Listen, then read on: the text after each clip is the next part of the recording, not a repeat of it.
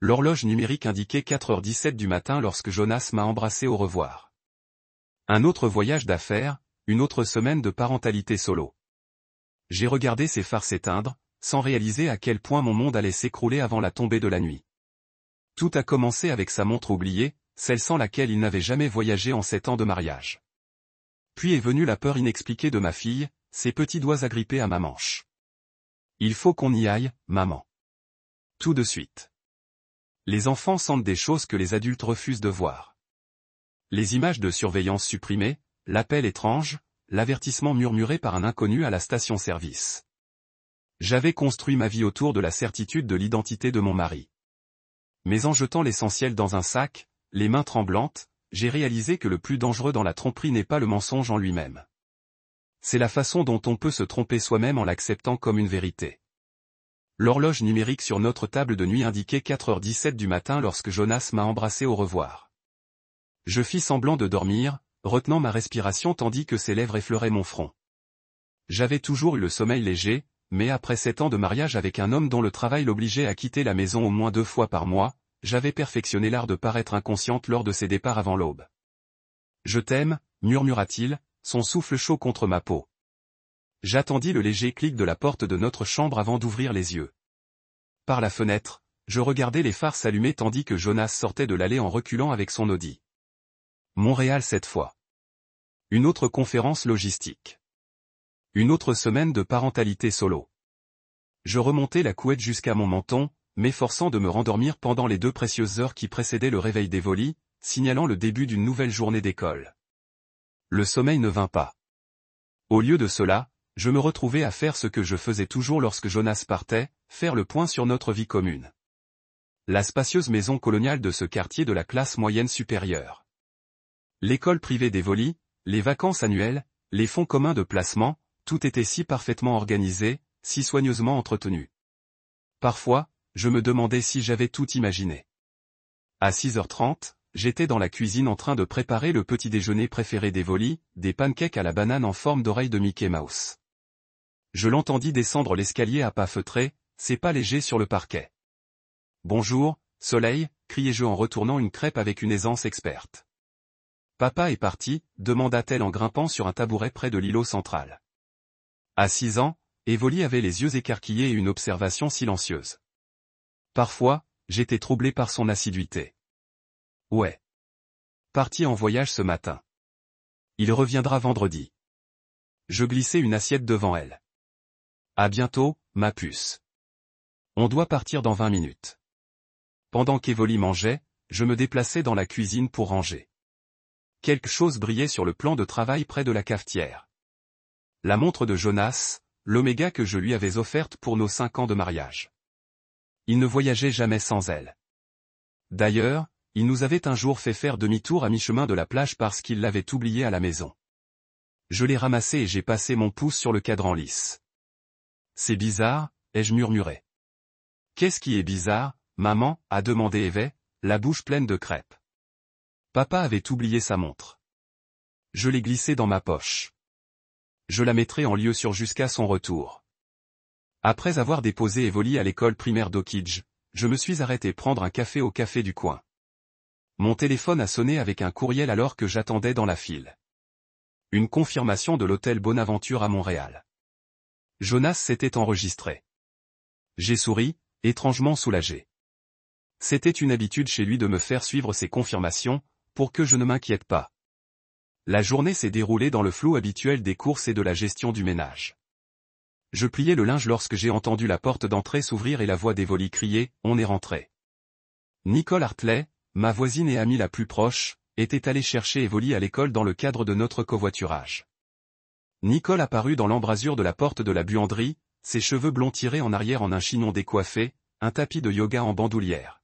« Merci de l'avoir récupéré », dis-je en posant une serviette à moitié pliée. « Pas de problème. » Nicole s'appuya contre l'encadrement de la porte. « Tout va bien ? Tu as l'air fatigué. » Une semaine de parents célibataires comme les autres, dis-je avec un sourire forcé.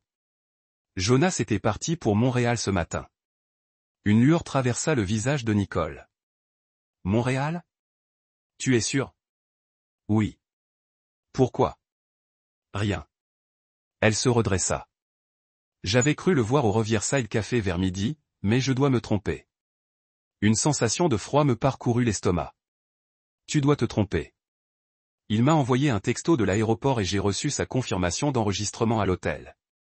Nicole hocha la tête, mais son expression restait incertaine. Bon, je ferais mieux d'y aller. Dîner à préparer. Tu sais comment c'est. Après son départ, je restais silencieuse dans la buanderie à lui raconter ses paroles. C'était impossible. Jonas était à Montréal. J'avais des preuves. Pourtant, un léger doute s'était installé, et je ne pouvais m'en défaire. Je préparais le dîner quand Evoli est apparue à mes côtés, tirant sur ma manche. Son visage était solennel, les yeux écarquillés par une émotion que je n'arrivais pas à cerner. On doit y aller, murmura-t-elle. Où aller, ma puce, demandai-je en remuant la sauce pour les pâtes.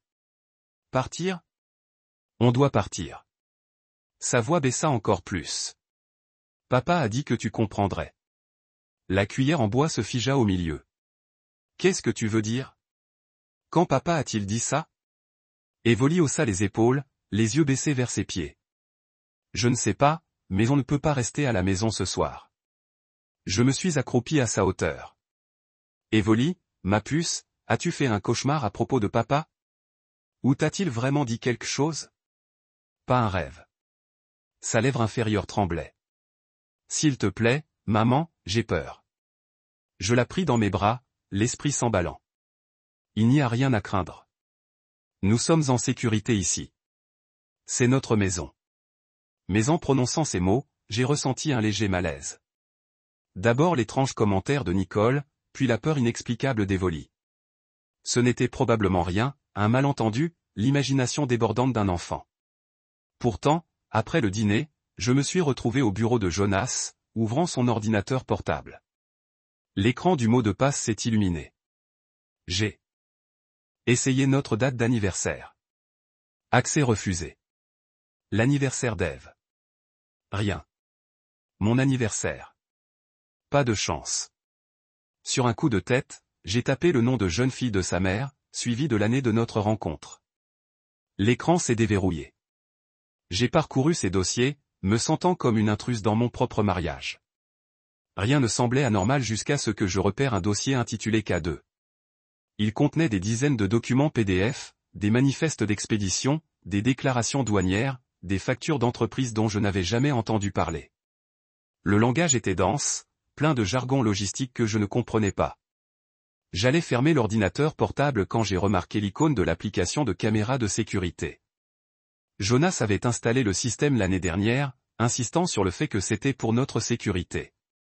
J'ai ouvert l'application et parcouru les images du jour. Tout semblait normal jusqu'à ce que je remarque un trou, une fenêtre de 76 cm manquante dans la caméra du jardin. La suppression n'était pas accidentelle. Quelqu'un avait délibérément supprimé ce segment d'image. Mon cœur s'est mis à battre la chamade. Qu'est-ce que j'avais raté? Plus tard dans la soirée, alors que je bordais Evoli, elle m'a attrapé la main avec une force surprenante. S'il te plaît, maman, on peut dormir ailleurs ce soir? On est en sécurité ici, lui ai-je assuré, même si je commençais à m'interroger. J'allais éteindre sa lumière quand l'aboiement strident du berger allemand de notre voisin a percé le silence. Je me suis approché de la fenêtre d'Evoli, scrutant l'obscurité. Le projecteur à détecteur de mouvement de notre jardin s'est soudainement allumé, mais la caméra de mon téléphone ne montrait rien. Juste un jardin vide. Tu vois, ai-je dit en essayant de garder une voix ferme. Juste un animal ou quelque chose comme ça. Evoli n'avait pas l'air convaincue, mais elle finit par s'endormir. Moi, par contre, je restais éveillé, écoutant chaque craquement et chaque gémissement de notre maison qui s'installait pour la nuit. Il était un peu plus de 2 heures du matin lorsque le cri d'Evoli déchira l'obscurité. Je me redressai brusquement, déjà en mouvement avant même d'avoir pleinement conscience. Je la trouvai assise dans son lit, les yeux écarquillés de terreur. Ils étaient dans un couloir. Elle haletait entre deux sanglots. J'entendis le sol craquer. Je la serrai contre moi, le cœur battant la chamade. C'est juste la maison, ma puce. Les vieilles maisons font du bruit. Mais, tandis que je tenais ma fille tremblante dans mes bras, je me retrouvais à fixer la porte de la chambre, m'attendant presque à la voir s'ouvrir lentement. Le matin n'arrivait pas assez vite. Le soleil filtrait par la fenêtre de la chambre d'Ève, dessinant des motifs chaleureux sur son visage endormi. Je ne l'avais pas quitté après sa terreur nocturne, finissant par sombrer dans un sommeil agité à ses côtés. Ma nuque me faisait mal à cause de cette position inconfortable, mais mon esprit était étonnamment clair. Quelque chose clochait. La montre oubliée, le commentaire de Nicole sur sa rencontre avec Jonas alors qu'il aurait dû être à Montréal, les images de surveillance supprimées, la peur inexplicable d'Evoli. Individuellement, chacun d'eux pouvait être expliqué. Ensemble, ils formaient un schéma que je ne pouvais ignorer. Je me suis glissé hors du lit, en prenant soin de ne pas réveiller Evoli, et je suis allé directement au placard de notre chambre. Au fond, derrière des manteaux d'hiver que nous utilisions rarement par ce climat, je gardais un sac d'urgence, une habitude de mon enfance avec un père instable dont l'humeur pouvait changer du jour au lendemain. À l'intérieur se trouvaient 2000 $ en liquide, des copies de nos documents importants, un téléphone prépayé et des provisions de première nécessité. Pendant 20 minutes, j'ai parcouru la maison avec une efficacité silencieuse, rassemblant l'essentiel, des vêtements pour quelques jours, le lapin en peluche préféré d'Ève, mon ordinateur portable et ses chargeurs, des médicaments sur ordonnance. J'ai écrit un mot et je l'ai laissé sur le comptoir de la cuisine. Jonas, Evoli demande à rendre visite à Beth, il l'emmène chez mes sœurs pour quelques jours. Je t'appelle à notre arrivée. Tu vois, ma sœur Beth vivait dans le Colorado. On ne s'était pas parlé depuis plus d'1 an, après une dispute, mais Jonas l'ignorait. Ça nous ferait gagner du temps. Eve, murmurai-je doucement en la secouant pour la réveiller. Il faut qu'on s'habille vite. On part en voyage. Ses yeux s'ouvrirent brusquement à cause des méchants. J'hésitais. Quel méchant, ma puce? Ceux dont papa a peur. Elle se redressa en se frottant les yeux. On les fuit. Un frisson me parcourut le dos. On prend juste un peu de vacances. Dépêche-toi. D'accord. À 7h30, on était sur la route, cap au nord plutôt qu'à l'ouest. Non pas vers Beth, dans le Colorado, mais vers le cottage de ma défunte mère, dans le Vermont, un endroit que je n'avais pas visité depuis des années. Un endroit qui gardait des souvenirs douloureux, mais qui nous offrait la chose dont nous avions le plus besoin en ce moment, l'isolement. On s'arrêta à une station-service 2 villes plus loin. Pendant qu'Evoli allait aux toilettes, je remplissais le réservoir, les yeux rivés sur les alentours. Alors que je remplaçais le pistolet, un homme s'approcha de la pompe voisine. Taille moyenne, cheveux bruns, rien de remarquable, si ce n'est l'intensité de son regard. « Excusez-moi, dit-il en me bousculant légèrement. Sa bouche bougea à peine lorsqu'il ajouta « Bien joué. Continue. » Avant que je puisse répondre, il s'éloignait, glissant dans une berline bleue. Je restais figé, le ticket d'essence flottant dans ma main. De retour dans la voiture, je consultais mes emails. Un nouveau message de Delta Airlines me remerciant pour ma réservation. Un vol Boston-Miami partait demain matin. Je n'avais pas fait de réservation. Tout va bien, maman, demanda Evoli depuis le siège arrière, percevant ma tension. Tout va bien, ma puce. Je me forçais à sourire dans le rétroviseur. Un peu de musique, ça te dirait? Nous avons roulé pendant des heures, ne nous arrêtant que lorsque c'était nécessaire. J'empruntais des chemins de traverse autant que possible, évitant les autoroutes. Evoli était inhabituellement silencieux, regardant le paysage défiler par la fenêtre. De temps en temps, elle posait une question qui me serrait le cœur. On ne reviendra jamais? Est-ce que papa et toi vous vous disputez? Ai-je fait quelque chose de mal? Je répondais à chacun avec des assurances qui sonnaient creux, même à mes propres oreilles. En vérité, je ne savais pas ce que nous fuyions, seulement que mon instinct me criait de m'enfuir. Le chalet apparut au dernier virage. Petit et usé par les intempéries, il se trouvait au bord d'un lac tranquille entouré de pins. Ma mère me l'avait légué à sa mort, 5 ans plus tôt. Jonas avait suggéré de le vendre à plusieurs reprises, mais quelque chose m'avait toujours retenu. C'est ici que grand-mère vivait, demanda Evoli alors que nous nous engagions dans l'allée de gravier. Oui, ma chérie. On va rester ici un petit moment. À l'intérieur, le chalet sentait la poussière et les étés oubliés. J'ouvris les fenêtres pendant qu'Evoli explorait les petites pièces. Il y avait 2 chambres, une minuscule cuisine et un salon avec une cheminée en pierre. Ça ferait l'affaire. Dans le placard de l'entrée, j'ai trouvé les cartons que j'avais emballés après la mort de ma mère, des choses dont je ne pouvais me séparer, mais dont je ne voulais pas dans notre quotidien. J'ai sorti un carton avec des photos et j'ai commencé à fouiller son contenu. Vers le bas, j'ai trouvé ce que je cherchais sans le savoir, une photo que je n'avais jamais vue auparavant. Jonas souriait à quelqu'un hors champ, son bras passé autour d'une femme que je ne reconnaissais pas. L'horodatage dans un coin indiquait « le mois dernier ». Mon téléphone a sonné, me surprenant. Le nom de Jonas a clignoté à l'écran. « Bonjour », ai-je répondu en essayant de garder une voix neutre. « Clarissa, que diable se passe-t-il » Sa voix était tendue par la colère. « Où êtes-vous, toi et Evoli ? Vous n'avez pas reçu mon mot ? Nous sommes allés voir Beth. J'ai appelé Beth. Elle n'a pas eu de vos nouvelles. Mon estomac s'est noué. Vous avez appelé ma sœur. Bien sûr que je l'ai appelée. Je rentre à la maison et vous ne trouvez plus Evoli ni vous. Un vague mot disant que vous étiez allé voir Beth et que vous ne répondiez pas au téléphone.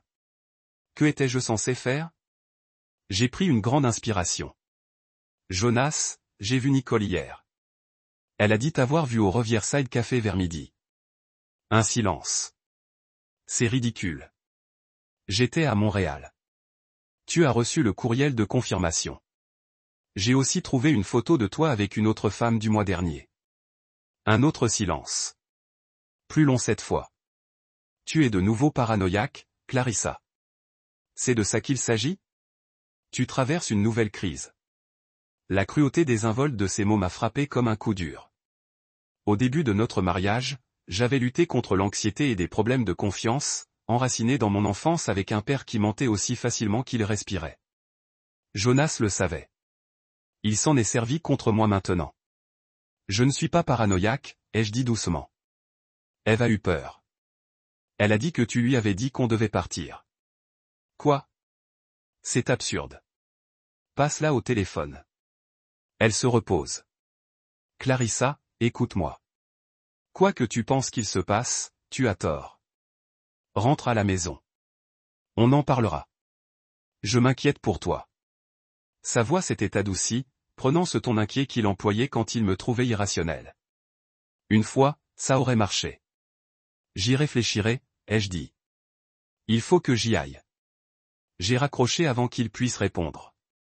Mon téléphone a immédiatement sonné, accompagné d'un SMS de Nicole. S'il te plaît, appelle-moi. Je ne savais pas. Tu avais raison. Avant que je puisse la rappeler, on a frappé à la porte. Je me suis figé, mes yeux se posant sur Evoli, qui disposait ses peluches sur le petit lit de la deuxième chambre. Par la fenêtre de devant, j'ai aperçu la berline bleue de la station-service. Le même homme se tenait sur le porche, les mains dans les poches, l'air sombre. J'ai attrapé le tisonnier avant de m'approcher de la porte. Qui est-ce ? Ai-je appelé, essayant de paraître plus courageuse que je ne l'étais. Alec Rhin, a-t-il répondu. Je connais votre mari, et je pense que vous et votre fille êtes en danger. J'ai gardé la chaîne sur la porte en l'entr'ouvrant, le tisonnier caché derrière mon dos. L'homme, Alec, se tenait à une distance respectueuse, sa posture délibérément non menaçante. Comment nous avez-vous trouvés ? Demandai-je. Jonas avait mentionné cet endroit une fois. Il avait dit que c'était votre issue de secours. Son regard croisa le mien. J'ai tenté ma chance. Que voulez-vous faire pour vous ? Il jeta un coup d'œil par-dessus son épaule. Puis-je entrer ? Ce n'est pas prudent de parler ici. Mon instinct me disait de fermer la porte pour appeler la police. Mais j'ai alors repensé aux images de sécurité supprimées, à l'étrange réservation de vol à mon nom. À la peur inexplicable d'Eve. Attends ici, dis-je en fermant la porte. J'ai vérifié comment allait Evoli, la trouvant absorbée par un livre d'images qu'elle avait trouvé sur l'étagère. Puis j'ai refermé la porte. J'ai retiré la chaîne, mais j'ai gardé le tisonnier visible en le laissant entrer. Faites vite, dis-je à voix basse. Ma fille n'a plus besoin de stress. Alec hocha la tête et ne s'assit à la petite table de la cuisine que lorsque je lui fis signe. Ton mari n'est pas celui que tu crois, commença-t-il sans préambule. Et maintenant que tu es parti, ils vont s'en prendre à vous deux. Qui sont-ils ? Les gens avec qui Jonas travaille. Ses vrais employeurs. J'ai serré le tisonnier plus fort. Jonas travaille pour Meridian Consulting. C'est un spécialiste en logistique. Alec m'a adressé un sourire triste. C'est sa couverture. Oui. Mais depuis 3 ans, il est impliqué dans quelque chose de bien plus lucratif et illégal, de la contrebande. Des contrefaçons haut de gamme dissimulées dans des envois diplomatiques. C'est ridicule. Mais en le disant, j'ai pensé au dossier sur l'ordinateur portable de Jonas. K2, les manifestes d'expédition. Les factures d'entreprise dont je n'avais jamais entendu parler. Vraiment? Alec a fouillé dans sa veste, avançant lentement pour montrer qu'il n'était pas une menace, et a sorti un téléphone. C'est le 2e téléphone de Jonas. Il l'a laissé tomber à la station-service alors qu'il avait rendez-vous avec un certain Victor. Je l'ai ramassé avant qu'il ne réalise qu'il avait disparu. Je fixais l'appareil, un téléphone jetable basique, rien à voir avec l'iPhone que Jonas trimballait partout. Comment savoir si c'est le sien? Vérifier les messages. Je pris le téléphone, parcourant des messages remplis de langage codé et de références à d'importantes sommes d'argent. Un fil de discussion contenait plusieurs photos, des conteneurs, des documents de manifeste, et dans l'un d'eux, notre maison. Pourquoi me montres-tu ça? Demandai-je d'une voix à peine plus forte qu'un murmure. Parce que Jonas a stocké des informations sensibles à ton nom, te mettant légalement sous tutelle si les choses tournent mal. Et les choses tournent mal. Alex se pencha en avant. Il y a un comptable disparu. La police est impliquée. Ce n'est qu'une question de temps avant qu'il ne fasse le lien. Mon esprit s'emballa, essayant d'intégrer cette nouvelle information à ce que je savais déjà. Evoli, dis-je soudain. Elle dit que Jonas lui a dit que nous devions partir pour que je comprenne. Alec hocha la tête. Il planifiait sa stratégie de sortie. La question est de savoir si tu étais inclus dans cette stratégie. Une sensation de malaise me prit l'estomac. Je dois passer un appel. Je suis sorti sur le porche arrière et j'ai refermé la porte derrière moi. Nicole a répondu à la première sonnerie. Clarissa, Dieu merci. Ça va? Evoli est avec toi? On va bien. J'ai gardé une voix posée. Que voulais-tu dire dans ton texto? Qu'est-ce que tu ignorais? Un long silence. Je couchais avec Jonas. Le monde a basculé. Je me suis agrippé à la balustrade du porche pour rester debout. Ce n'était pas grave, a poursuivi Nicole, les mots s'échappant. Ça a commencé à la fête de Noël. J'étais ivre, je me sentais seul après le divorce. C'est arrivé comme ça. Mais j'ai mis un terme à tout ça il y a 3 semaines, quand j'ai découvert ces autres affaires. Quelles affaires? Il m'a demandé de légaliser des documents pour la location d'un garde-meuble. Les papiers portaient ta signature, mais ça n'avait pas l'air correct. Quand je l'ai interrogé, il s'est mis en colère, m'a dit que ça ne me regardait pas. Puis je l'ai entendu au téléphone parler de dédouanement. J'ai fermé les yeux. Les souvenirs me sont revenus. Les appels nocturnes de Jonas. Les dépôts d'argent inexpliqués.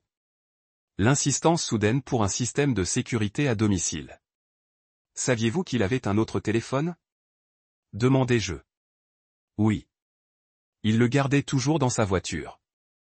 Je pensais que c'était pour le travail. Et vous l'avez vu hier au Riverside Café? Oui. Il était avec un homme que je n'avais jamais vu auparavant. Ils se disputaient. J'ai raccroché après avoir arraché à Nicole la promesse de ne dire à personne où nous étions. De retour à l'intérieur, je trouvais Alex assis exactement là où je l'avais laissé. Mais maintenant, Evoli se tenait dans l'embrasure de la porte de la cuisine, l'observant d'un œil curieux. « Qui es-tu » demanda-t-elle. « Un ami » répondit simplement Alec. « Je travaillais avec ton père. » Les yeux d'Eve se plissèrent légèrement. « Tu es venu nous chercher à la maison. » « Non, ma puce, intervins-je. Monsieur Rhin nous aide juste. Pourquoi ne retournes-tu pas à ton livre pendant qu'on discute?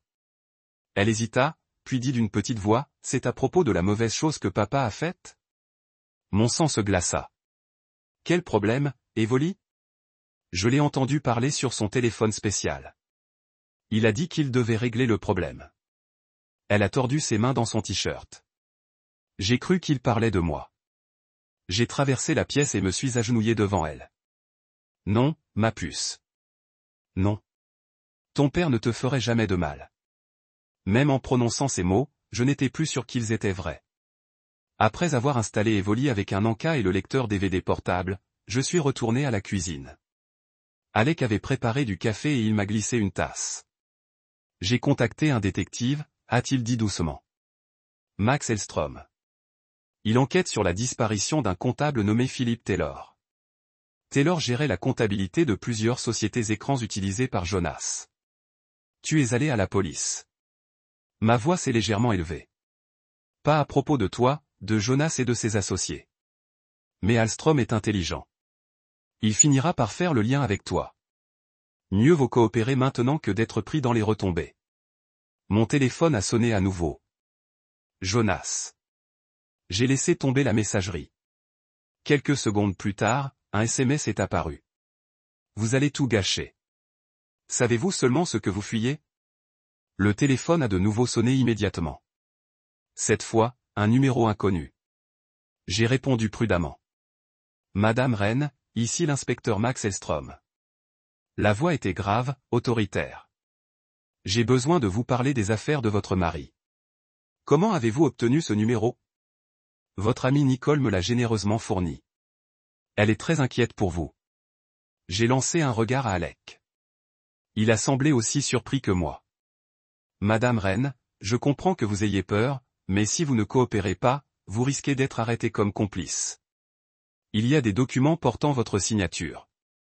Des faux, ai-je dit machinalement. C'est possible, mais nous devons le vérifier en personne. Où êtes-vous actuellement? J'ai raccroché sans répondre, les mains tremblantes. Il faut qu'on y aille, ai-je dit à Alec. Attendez. Il a levé la main. Imaginez que si la maison Drin vous a contacté, c'est qu'il en a déjà assez pour s'en prendre à Jonas. Fuir vous donne l'air coupable. Peu importe l'apparence. Je dois protéger ma fille. Alec hocha lentement la tête. Il y a peut-être un autre moyen. Un moyen de laver ton nom et de t'assurer que Jonas ne puisse plus jamais te faire de mal à aucun de vous. Je t'écoute. Tu as parlé d'un vide sanitaire. Vérifie-le avant de prendre une décision. L'accès au vide sanitaire se trouvait au fond du placard à manteau, une petite porte carrée qui menait au sous-sol du cottage. Muni d'une lampe de poche empruntée dans le tiroir de la cuisine, je me suis glissé à l'intérieur, des toiles d'araignée me frôlant le visage. Dans le coin le plus éloigné, partiellement caché derrière une vieille malle à vapeur, j'ai trouvé une boîte en métal que je n'ai pas reconnue. À l'intérieur se trouvaient des piles de billets, 2 passeports avec nos photos, mais des noms différents, et une liste d'adresses manuscrites. Jonas avait prévu de s'enfuir, de disparaître. La question était, avait-il eu l'intention de nous emmener avec lui, ou étions-nous devenus, comme Evoli l'avait entendu, le problème dont il devait se débarrasser? De retour dans la cuisine, j'ai étalé le contenu de la boîte sur la table. Alec a examiné les passeports, l'air sombre. Des faux de haute qualité, a-t-il dit. Cher. Il avait l'intention de s'enfuir. Dis-je, la réalité me pénétrant enfin. Oui. Et maintenant, tu as un choix à faire. En contemplant les preuves de la vie secrète de mon mari, je réalisais que je vivais avec un inconnu. Chaque instant de notre mariage, chaque baiser, chaque promesse, tout était bâti sur des mensonges. L'homme que j'avais aimé, le père de mon enfant, était quelqu'un que je n'avais jamais vraiment connu. Appelle l'inspecteur Hellstrom. J'ai dit, ma décision est prise. Dis-lui que je coopérerai. L'inspecteur Max Hellstrom ne ressemblait en rien à ce que j'avais imaginé. Pas de trench-coat froissé ni d'expression méfiante. Il portait une chemise boutonnée impeccable et un pantalon kaki, ses cheveux poivre et sel soigneusement coupés. Seules les rides profondes autour de ses yeux laissaient deviner une carrière passée à affronter les côtés sombres de la nature humaine. Nous nous sommes rencontrés dans un restaurant en bord de route à 30 mètres du cottage, un endroit neutre qu'Alec avait suggéré. Evoli était assis dans un box d'angle avec du lait chocolaté et des crayons, assez loin pour qu'elle n'entende pas notre conversation, mais assez près pour que je puisse la garder en vue. Alec était resté au chalet, promettant de monter la garde. Madame Rennes, dit Hellstrom en se glissant dans le box en face de moi. Merci d'avoir accepté de nous rencontrer. Je suis ici parce que je veux des réponses, répondis-je en serrant une tasse de café tiède dans mes mains. Et parce que je dois protéger ma fille. Hellstrom hocha la tête, son expression s'adoucissant légèrement en jetant un coup d'œil à Evoli.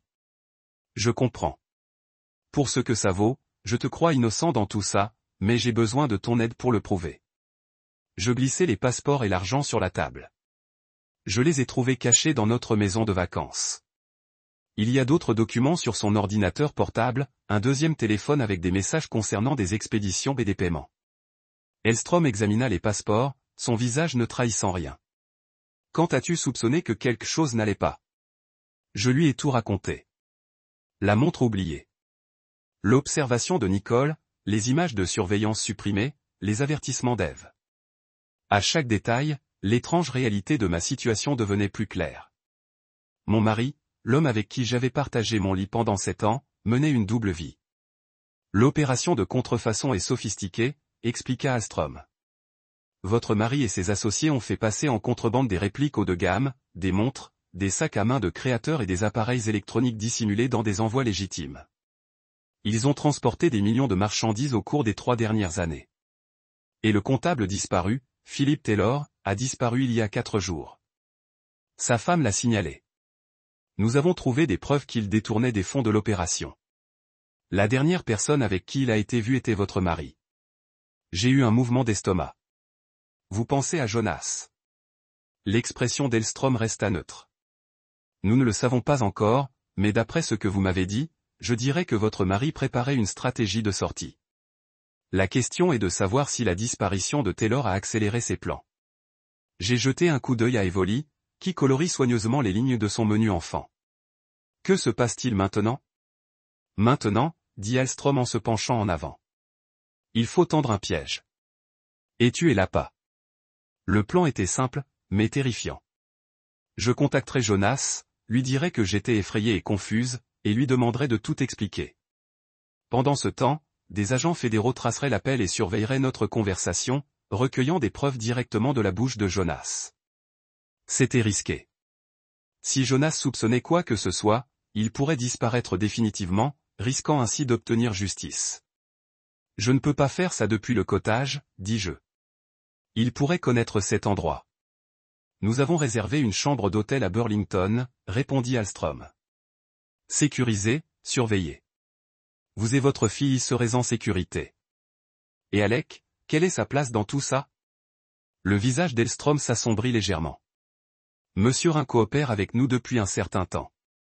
Il a brièvement travaillé avec votre mari avant de comprendre la nature de l'opération. Au lieu de partir, il est venu nous voir. Puis-je lui faire confiance? Autant qu'on puisse faire confiance à qui que ce soit en ce moment. Ce n'était pas vraiment rassurant, mais je n'avais guère le choix. Alors que nous nous apprêtions à quitter le restaurant, j'envoyai un SMS à Alec pour lui indiquer notre nouvelle adresse. Sa réponse fut immédiate. Soyez prudent. On se retrouve là-bas ce soir.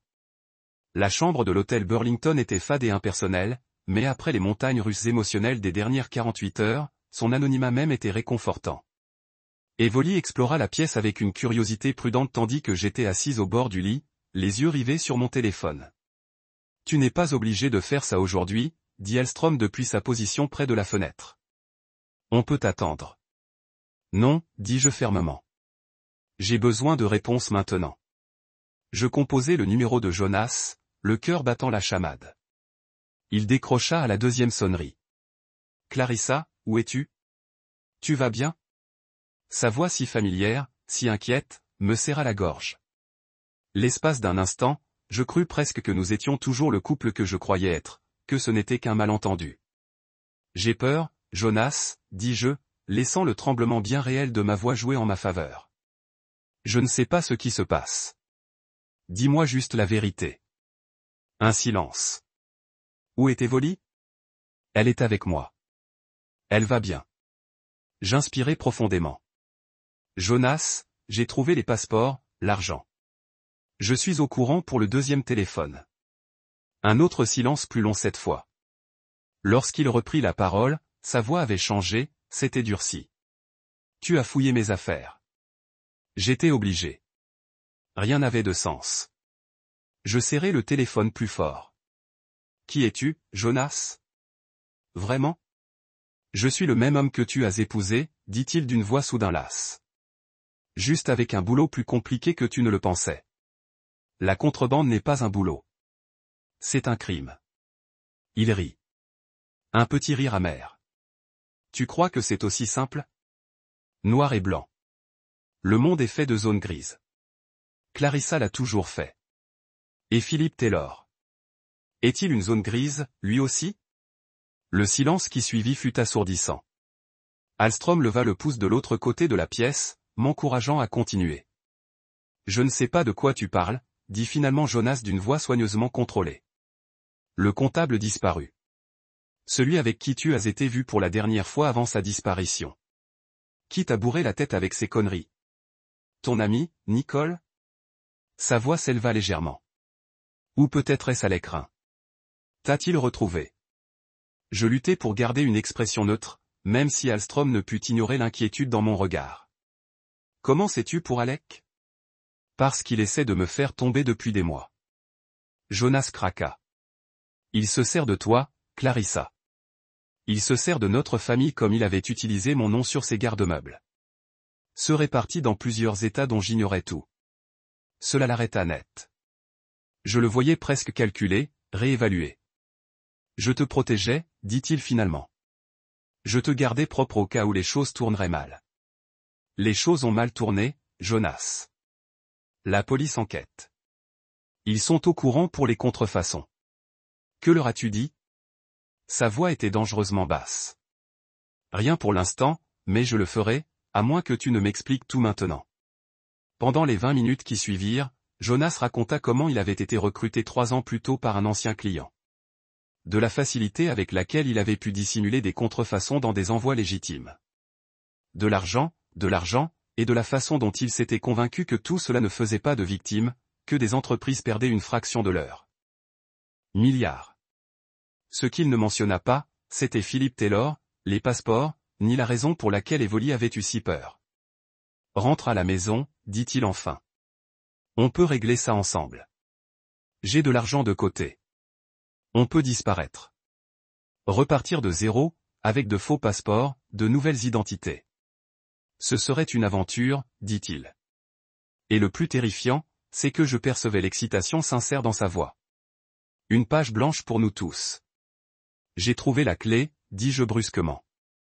Celle qu'il avait laissée derrière lui. C'était du bluff.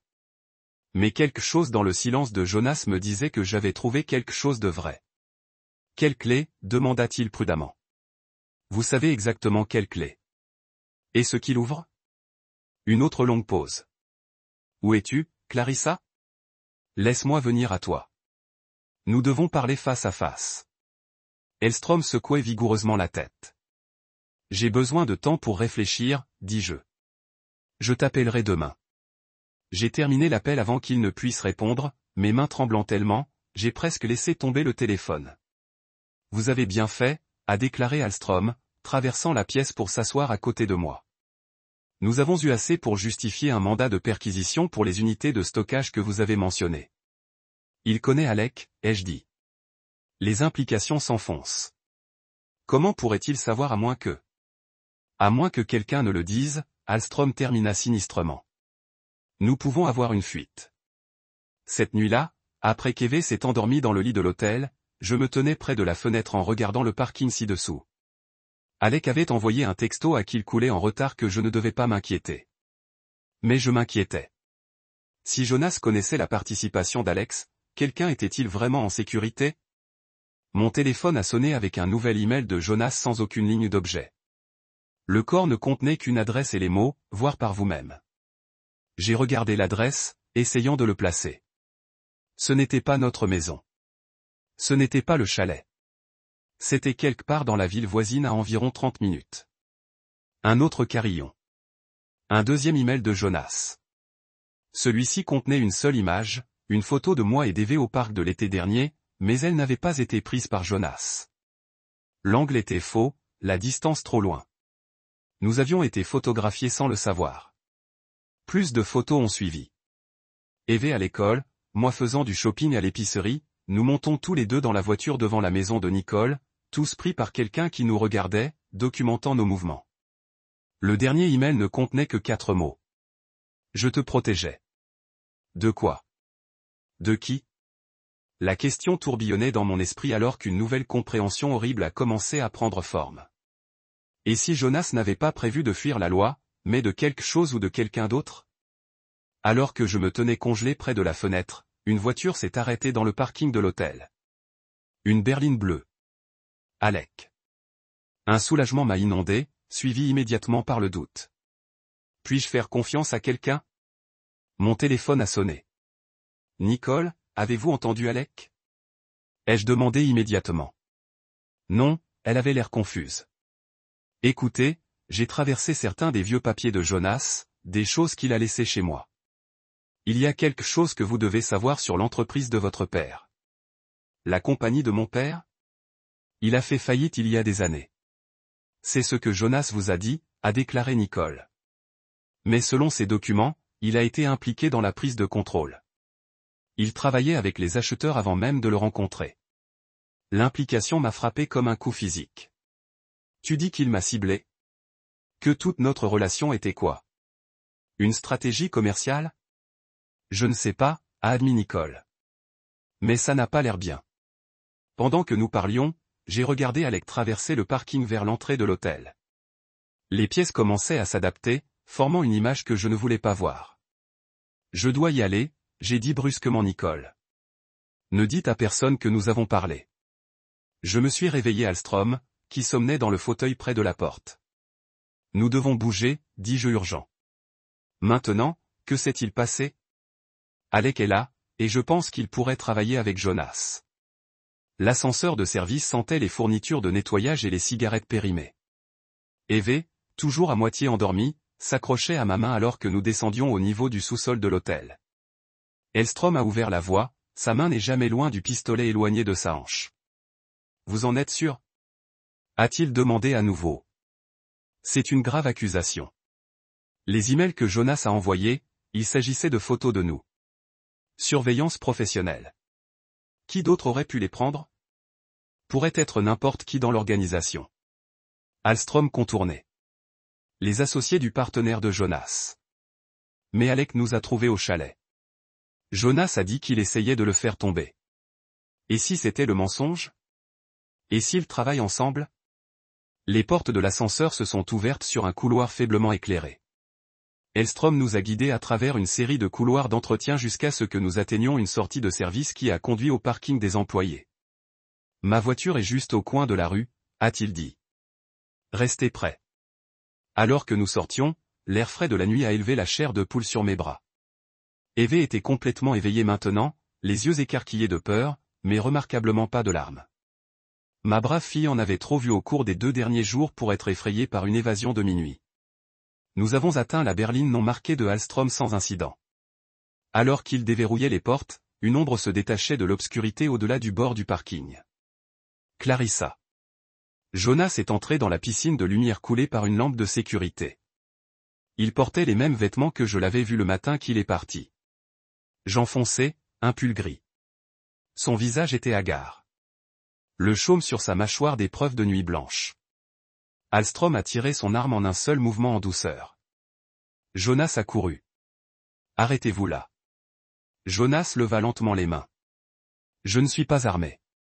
J'ai juste besoin de parler à ma femme. J'ai poussé Eve derrière moi. Comment nous avez-vous trouvés? De la même manière que j'ai découvert Alec, a dit Jonas, ses yeux ne quittent jamais les miens.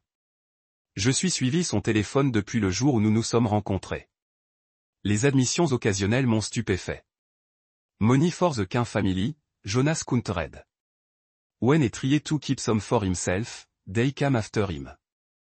The bankruptcy, the drinking, it was all aftermath. Alstrom kept his gun trained on Jonas. This is a fascinating story, Monsieur Wren. But it doesn't explain the counterfeit operation or the missing accountant. I needed resource, Jonas said simply. Protection cost money. Allo of it. Jonas, he said, fin d'un my voice. Are you trying to tell me que notre mariage entier, toute notre vie ensemble était une sorte de programme de protection des témoins? Décence d'avoir honte. Cela n'a pas commencé de cette façon. J'ai été embauché pour vous surveiller. Oui. Les Khan craignaient d'avoir accès à des comptes ou à des informations que votre père a laissées. Mais ensuite je t'ai rencontré et tu es tombé amoureux. J'ai fini amèrement. Comme c'est pratique. C'est la vérité, a-t-il insisté. Demanda Evie. Elle sait que je t'aime tous les deux. Sinon, pourquoi la vraie-je? Sinon, pourquoi lui dirais-je de vous sortir de la maison? J'ai baissé ma fille qui regardait son père avec une expression illisible. Vous avez dit à Evie que nous devions partir après avoir vu Victor Kane en ville. Jonas hocha la tête.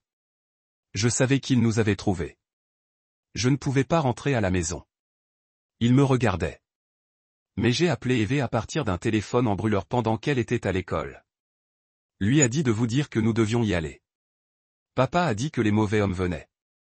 Dit Evie tranquillement, parlant pour la première fois depuis que nous avions quitté la chambre d'hôtel. Il a dit que nous devions s'enfuir. L'expression de Hallström est restée sceptique. Et le comptable manquant, Philip Taylor, est dans une maison sur du New Hampshire, a répondu Jonas. Il écrémait de l'opération. Oui, mais pas pour lui-même. Il était en train de faire chanter par les cannes. Quand il est venu vers moi pour obtenir de l'aide, je l'ai sorti. C'était trop à traiter. Trop de révélations, trop de couches de tromperie. Mais une chose devenait claire. Jonas n'était pas le monstre que je craignais. Ou du moins pas entièrement. Les preuves se trouvent à l'unité de stockage, a poursuivi Jonas. Celui à l'adresse que je vous ai envoyée. Taylor tenait des registres de tout. Le chantage, les menaces. Cela implique Victor K. et toute son opération. C'est ce que j'essayais de protéger. Hallström a finalement légèrement baissé son arme. Et Alec Rhin, où s'intègre-t-il dans tout cela? L'expression de Jonas s'est endurcie. Rhin fonctionne pour les cannes. À toujours. Il joue des deux côtés, nourrissant des informations à Victor tout en faisant semblant d'aider les autorités. S'il vous a trouvé, vous êtes déjà en danger. Comme s'il était invoqué par son nom. Les phares ont balayé le parking. La berline bleue s'est arrêtée à 20 mètres. Alex sorta, silhouette contre les phares. Eh bien, n'est-ce pas une réunion de famille touchante? Il a appelé, sa voix portant dans l'air nocturne. Désolé, je suis en retard à la fête. Hallström a de nouveau levé son arme, mais cette fois, le visitait Alec. Restez là où vous êtes, Rhin. Alec rit, un sang-froid qui a envoyé des frissons dans ma colonne vertébrale. Vous savez, Jonas, vous auriez vraiment dû prendre l'argent et nous éloigner. Victor était disposé à laisser les Ungon être révolus. Mais tu devais jouer le héros. Montez dans la voiture, murmura Jonas de toute urgence. Prenez Evie et allez-y maintenant. Personne ne va nulle part, a appelé Alec. Et maintenant, il y avait aussi un pistolet à la main. Victor veut parler avec vous tous, en particulier Little Evie, qui en sait apparemment plus qu'elle ne devrait. Quelque chose en moi a pris la menace pour ma fille. Sans en pensant, j'ai tendu dans ma poche et j'ai sorti le pistolet Flar que j'avais trouvé dans le kit d'urgence du chalet et que j'ai apporté avec moi comme une arme impromptue. Avant que quiconque ne puisse m'arrêter, je l'ai visé au ciel et appuyé sur la détente. L'éclat a tourné vers le haut avec un coup de sifflet aigu, explosant dans une rafale de feu rouge qui illuminait le parking comme midi. Dans la distraction momentanée, Hallström a abordé Alec au sol. Jonas a attrapé mon bras, me tirant et Evie vers la voiture de Hallström. L'unité de stockage, halta-t-il en courant. Tout ce dont vous avez besoin est là. Les preuves contre Victor, l'argent, tout. Venez avec nous, je me suis exhorté, me surprenant. Il secoua la tête. Je ne les conduirai que vers vous. En outre, il jeta un coup d'œil aux figures en difficulté de Hallström et Alec. Quelqu'un doit s'assurer qu'il ne s'enfuit pas.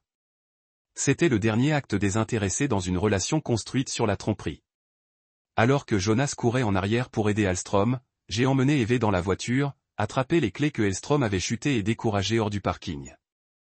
Dans le rétroviseur, j'ai vu des lumières clignotantes s'approcher, la police locale répondant à la poussée, et au-delà, un autre ensemble de phares se déplaçant rapidement. Nous étions suivis. Accrochez-vous, chérie. J'ai dit à Evie, qui serrait son lapin en peluche avec des mains blanches. Ce sera une balade chaoteuse. J'ai conduit comme une femme possédée, prenant des virages aléatoires dans les rues vides de la petite ville, essayant de perdre notre queue. L'adresse que Jonas avait envoyée brûlait dans ma mémoire. L'installation de stockage était à moins de 10 minutes. Si je pouvais simplement secouer notre poursuivant. Maman. La voix d'Eve était petite mais stable. Je connais un raccourci. Quoi? De quand papa m'a emmené pour la glace? Il y a une route arrière près des voies ferrées.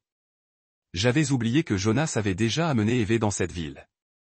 Un autre voyage en famille, j'ai maintenant dû réévaluer à travers l'objectif de sa tromperie. Mais en ce moment, la mémoire de ma fille était notre salut. Après les instructions d'Eve, je me suis retourné en bas d'une route de service étroite qui était parallèle aux voies ferrées. Les phares derrière nous ont brièvement disparu, puis réapparaissent, plus éloignés maintenant. Le Gambi nous avait acheté de précieuses minutes. L'installation de stockage se tait devant, une grille d'unités métalliques entourée de clôtures en chaîne. J'ai frappé le code de la porte que Jonas avait inclus dans son email et traversé, ce stationnement dans l'ombre entre deux rangées d'unités. Resté dans une voiture, je l'ai dit fermement à Eve. Verrouillez les portes. Si quelqu'un d'autre que moi revient, utilisez-le. Je lui ai remis mon téléphone. L'appel du 911. L'unité 217 était à l'extrémité du complexe. J'ai couru vers lui. La clé que j'avais trouvée dans le tiroir de bureau de Jonas s'est serrée dans ma paume. Derrière moi, j'ai entendu un moteur de voiture. Notre poursuivant avait trouvé l'installation de stockage. La clé a glissé en douceur dans la serrure. La porte en métal roulait vers le haut avec un gémissement en cliquetis qui semblait incroyablement fort dans la nuit tranquille. À l'intérieur, une seule ampoule nuit illuminait un espace rempli de boîtes à fichiers et d'un grand coffre-fort en métal. J'ai attrapé la boîte la plus proche et la déchiré. À l'intérieur se trouvaient des dossiers remplis de documents, de manifestes d'expédition, de déclarations de douane, de relevés bancaires, de preuves de l'opération contrefaite, oui, mais aussi de quelque chose de plus grand. Les noms que j'ai reconnus dans les reportages, les politiciens, les chefs d'entreprise, tous liés à Victor Kane. Le coffre-fort a été déverrouillé, sa porte un peu un pot, comme si quelqu'un y avait récemment accédé. À l'intérieur se trouvaient des piles d'argent, un ordinateur portable et une assurance étiquetée par lecteur USB. Des pas approchés à l'extérieur. J'ai poussé le lecteur USB dans ma poche et je me suis préparé, à la recherche d'une arme parmi les contenus des unités de stockage. Ma main s'est fermée autour d'une lourde lampe de poche juste comme une silhouette est apparue dans l'embrasure de la porte. Clarissa. Dieu merci, c'était Nicole. Ses cheveux blonds sauvages, les yeux écarquillés de peur. Je t'ai suivi de l'hôtel. Ça va? Où est Eve? Un soulagement m'a inondé. Elle est dans la voiture. Nous devons obtenir ces preuves à la police. Jonas. Jonas est bien.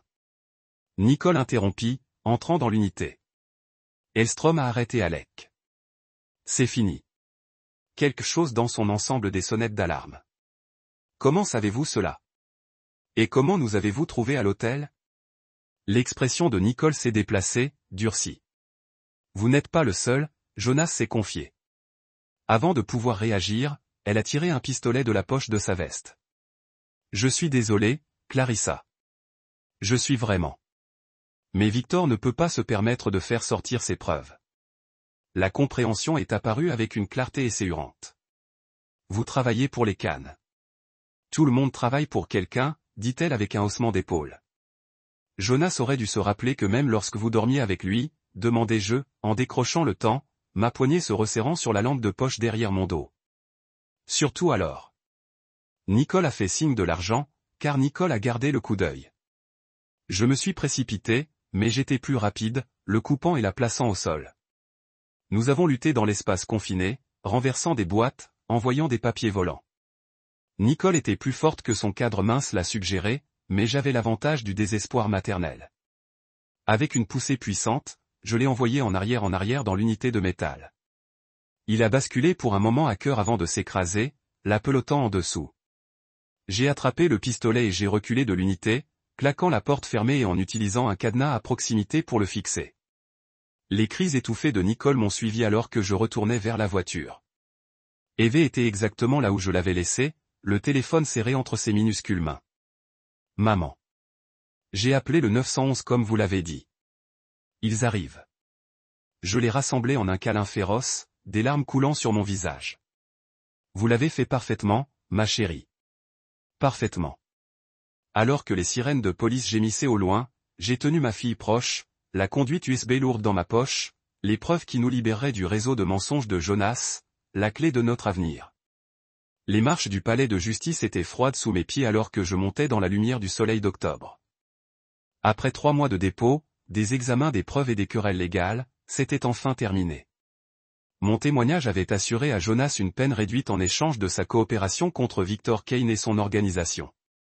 Nicole a fait face à des accusations de complot et de tentative de meurtre, et j'ai été officiellement autorisé à tout acte répréhensible.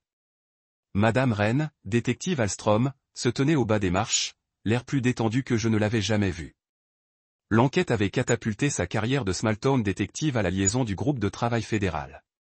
C'est Madame Walker. Maintenant, je lui ai rappelé, après avoir récupéré mon nom de jeune fille dès que les papiers de divorce ont été finalisés. Comment allez-vous, le détective? Mieux que prévu. Et elle get a new identity, a fresh start. Elstrom glanced at me. Speaking of fresh start, what is next for you NDV? He smiled, feeling lighter he had in month. We're moving. He sold the house and the cottage. Too many memory. Where, to? That is our secret, he said with a gentle finality. After everything we'd been through, privacy felt like a precious commodity. Alstrom nodded, understanding. Take care of yourself, Mademoiselle Walker, et cette fille remarquable. Remplacée par une bannière vendue joyeuse. En passant devant, je me demandais si les nouveaux propriétaires auraient jamais connu le drame qui s'était déroulé dans leur nouveau quartier. Probablement pas. Les banlieues étaient douées pour garder des secrets. Je me suis arrêté dans l'allée de ce qui avait été autrefois la maison de mes rêves. Maintenant, juste une coquille qui attend d'être remplie des espoirs d'une autre famille. Eve était à l'école, sa nouvelle école, où personne ne la connaissait en tant que fille d'un criminel, où elle pouvait encore être un enfant. À l'intérieur, la plupart de nos effets personnels avaient déjà été emballés et déplacés vers le stockage. Ce qui restait, ce sont les choses que je ne pouvais pas me faire garder mais je ne pouvais pas tout à fait jeter. Les vêtements de Jonas, notre album de mariage, la montre qu'il avait oubliée ce matin fatidique, le petit détail qui avait tout commencé. J'ai placé la montre dans une petite boîte avec le dernier de ses effets personnels. Aucune note, aucune explication nécessaire. Son avocat le collecterait plus tard cette semaine-là. Mon téléphone a sonné, le numéro temporaire que j'utiliserai depuis que je rejette mon ancien. Peu de gens l'avaient. Bonjour, Clarissa. La voix de Jonas était minuscule, distant.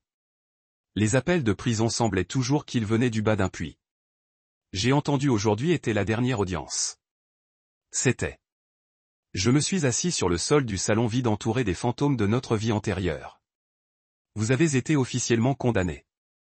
5 ans. Il semblait démissionner. Aurait pu être pire. Bien pire. Une longue pause a rempli la ligne. Il y avait tellement de choses non dites entre nous. Tant de questions encore sans réponse. Mais en fin de compte, les détails ont-ils vraiment compté? Le résultat était le même. Notre mariage, notre vie ensemble avait été construite sur des sables mouvants. Comment va Eve? A-t-il demandé enfin. Elle va mieux. La thérapeute dit qu'elle traite tout remarquablement bien pour son âge. Elle est forte comme sa mère. J'ai fermé les yeux contre le compliment inattendu.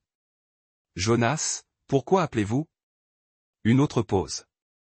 J'ai trouvé quelque chose. Quand il traitait mes effets personnels, la montre que vous m'avez donnée, c'est parti. J'ai admis.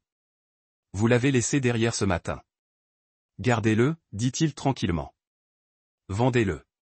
Tout ce que vous voulez. Je le donne à votre avocat. Bien sûr. Sa voix était plate maintenant, acceptant. Clarissa, je sais que vous ne le croirez pas, mais tout n'était pas un mensonge. Ce que je ressentais pour vous deux, c'était réel. J'ai pensé à toutes les années que nous avions partagées.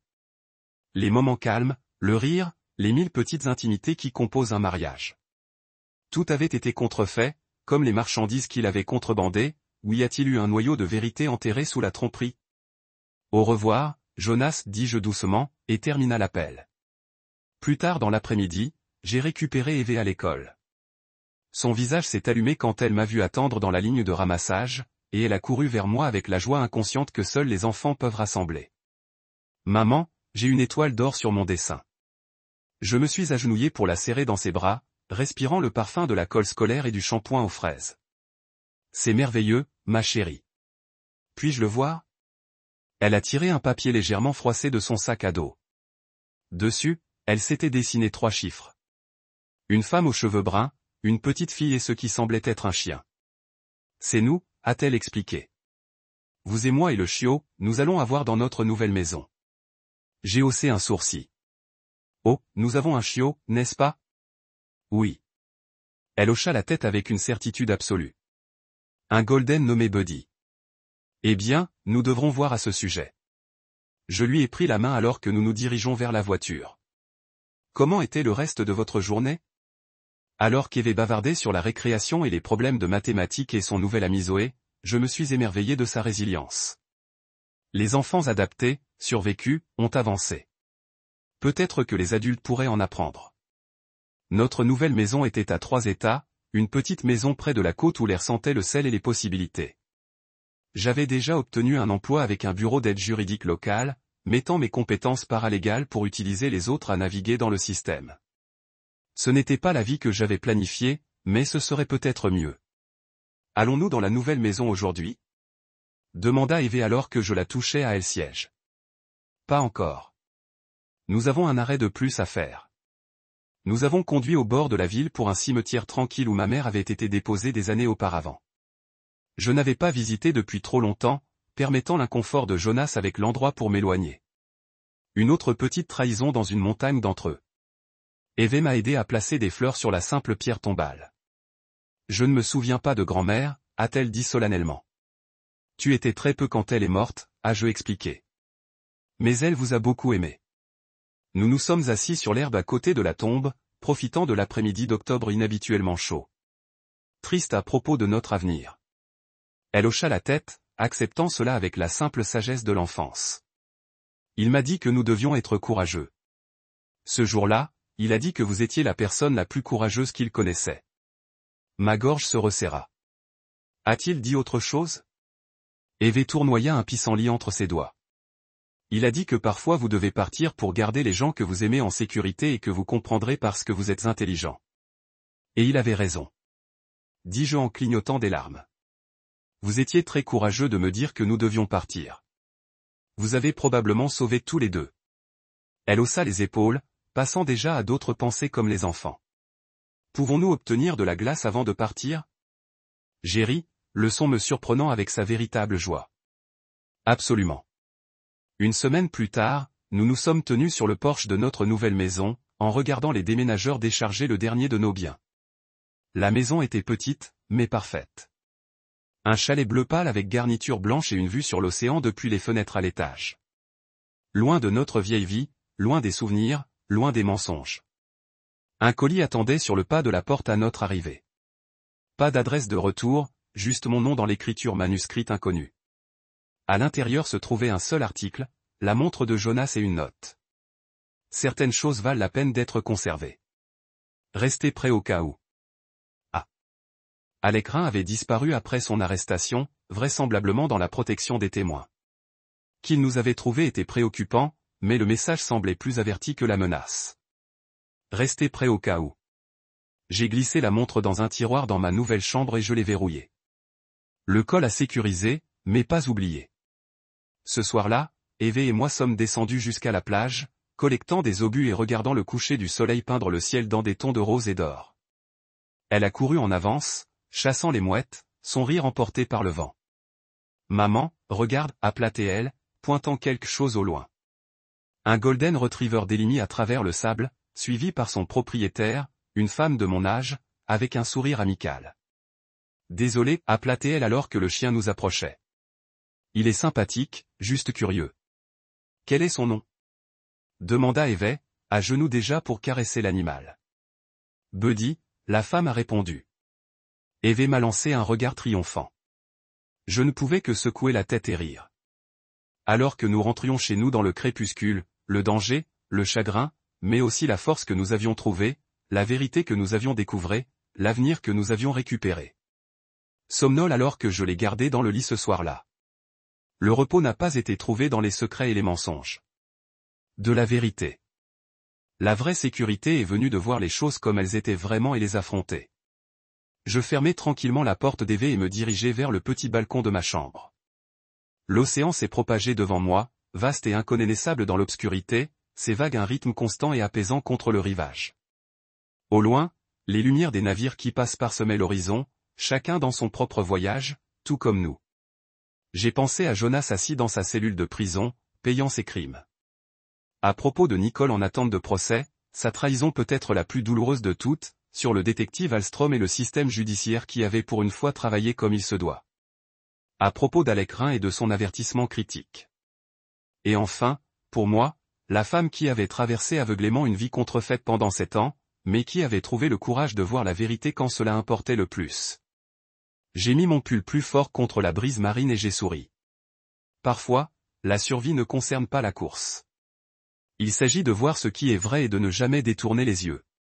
Reconnaissez-vous-le. Moment où votre vie est devenue un mensonge soigneusement construit? Ou voudriez-vous continuer à dormir à côté de l'architecte de votre propre destruction? Si cette histoire vous maintenait à bord, frappez, souscrivez-vous et partagez pour soutenir des histoires plus tordues de trahison et de survie.